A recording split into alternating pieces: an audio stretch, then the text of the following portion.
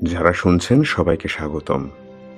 বর্তমান ডিজিটাল যুগে স্মার্টফোন আমাদের জীবনকে সহজ করেছে, কিন্তু আমাদের ব্যক্তিগত তথ্যের নিরাপত্তা এখন এক বড় উদ্বেগের কারণ।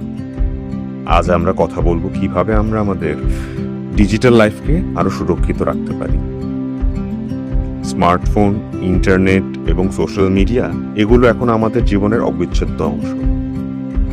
কিন্তু একবারও কি ভেবে দেখেছি আমাদের ব্যক্তিগত ছবি, ভিডিও বা চ্যাট হিস্ট্রি কতটা নিরাপদ? উদাহরণ হিসেবে মনে করুন কারো কাছে আস্থা রেখে কোনো ব্যক্তিগত তথ্য শেয়ার করেছেন, কিন্তু সেটি যদি অনুমতি ছাড়া ইন্টারনেটে ছড়িয়ে পড়ে, তবে তার প্রভাব কতটা ভয়াবহ হতে পারে তা আমরা সবাই জানি। ডিজিটাল দুনিয়ায় একটি ভুল ক্লিক বা একটি ভুল শেয়ার আপনার জীবনের বড় ক্ষতি ডেকে আনতে পারে। কেবল সাবধান থাকলেই হবে না, প্রযুক্তিগত কিছু ধাপ অনুসরণ করাটা আমাদের সবার জন্য খুবই জরুরি। তাই এই তিনটি বিষয় আজই চেক করে নিন। প্রথমত, 2 ফ্যাক্টর অথেন্টিকেশন চালু করুন। আপনার ফেসবুক, জিমেইল বা ইমোর পাসওয়ার্ড যদি কেউ জেনেও যায়, তবুও যেন তারা লগ ইন করতে না পারে, সেজন্য সব প্ল্যাটফর্মে 2 ফ্যাক্টর অথেন্টিকেশন বা 2 স্টেপ ভেরিফিকেশন অন রাখুন। এটা আপনার নিরাপত্তার প্রথম দেওয়াল। দ্বিতীয়ত, শক্তিশালী পাসওয়ার্ড ও গোপনীয়তা। কখনোই নিজের নাম, জন্মসাল বা সহজ কোনো পাসওয়ার্ড ব্যবহার করবেন না। নিয়মিত বিরতিতে পাসওয়ার্ড পরিবর্তন করুন এবং অ্যাপের প্রাইভেসি সেটিংস চেক করে দেখুন কে আপনার পোস্ট বা প্রোফাইল দেখতে পাচ্ছে। এবং তৃতীয়ত, লিঙ্ক চেনার অভ্যাস করুন। অপরিচিত কারো কাছ থেকে কোনো সন্দেহজনক লিঙ্কে ক্লিক করবেন না। এগুলো ফিশিং বা তথ্য চুরির ফাঁদ হতে পারে।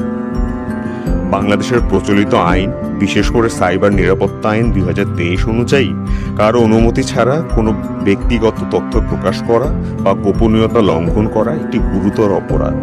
আমরা সবাই যেন মনে রাখি, কারো অনুমতি ছাড়া ব্যক্তিগত তথ্য শেয়ার করা বা সেটিকে নিয়ে কটূক্তি করা কেবল অনৈতিক নয়, এটি দণ্ডনীয় অপরাধ। সবচেয়ে গুরুত্বপূর্ণ কথাটি হলো, যারা এই মুহূর্তে সাইবার বুলিং বা ব্যক্তিগত গোপনীয়তার লঙ্ঘনের শিকার হচ্ছেন, তাদের বলতে চাই, আপনার কোনো দোষ নেই, আপনি একা নন। ভয় পাবেন না, চুপ করে থাকবেন না। প্রমাণ হিসেবে স্ক্রিনশট বা লিঙ্ক সংরক্ষণ করুন। আইনি সহায়তা নিন। তাৎক্ষণিক জাতীয় জরুরি সেবা 999-এ কল করুন, অথবা নিকটস্থ থানা অথবা সাইবার ক্রাইম ইনভেস্টিগেশন ডিভিশনের সাথে যোগাযোগ করুন। এছাড়াও সোশ্যাল মিডিয়াতে প্ল্যাটফর্মগুলোতে উক্ত কন্টেন্টটি রিপোর্ট করুন। প্রযুক্তি যেমন আশীর্বাদ, এর অপব্যবহার তেমনই ভয়ানক। প্রযুক্তিকে ভয় না পেয়ে সচেতন হন, নিজের পাসওয়ার্ড সুরক্ষিত রাখুন, অপরিচিত লিঙ্কে ক্লিক করা থেকে বিরত থাকুন এবং একে অপরের গোপনীয়তাকে সম্মান করুন। সবাই সাবধানে থাকবেন। আজকের মতো এখানেই বিদায় নিচ্ছি। আমাদের সবার জীবন প্রযুক্তির আশীর্বাদে সুন্দর ও নিরাপদ হোক এবং সৃষ্টিকর্তা সকলের মঙ্গল করুক। সবাই ভালো থাকবেন। আরেকদিন কোনো না কোনো উচিত কথা নিয়ে আপনাদের সামনে হাজির হব।